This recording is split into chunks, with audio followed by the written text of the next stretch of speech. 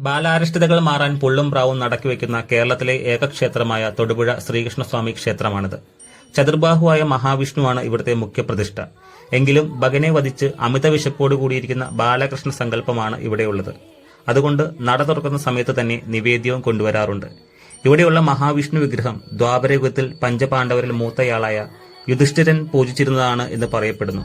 ഗുരുവായൂരിലെ മഞ്ജുളാലിന് സമാനമായ രീതിയിൽ ഒരു ആൾത്തറയും കൈകൂപ്പി നിൽക്കുന്ന ഗരുഡനെയും ഇവിടെ കാണാം. തമിഴ് ശൈലിയിൽ നിർമ്മിച്ചിരിക്കുന്ന ക്ഷേത്ര കവാടത്തിന്റെ മധ്യഭാഗത്തായി ഗീതോപദേശം വളരെ ഭംഗിയായി ആവിഷ്കരിച്ചിരിക്കുന്നു. ഗണപതി, അയ്യപ്പൻ, ശിവൻ, ഭഗവതി, ദുർഗ, സാളഗ്രാമങ്ങൾ, നാഗദൈവങ്ങൾ, യോഗീശ്വരൻ എന്നീ ഉപദേവതകളോടൊപ്പം കിഴക്ക് ദർശനമായി ഭഗവാൻ ഇവിടെ കുടികൊള്ളുന്നു.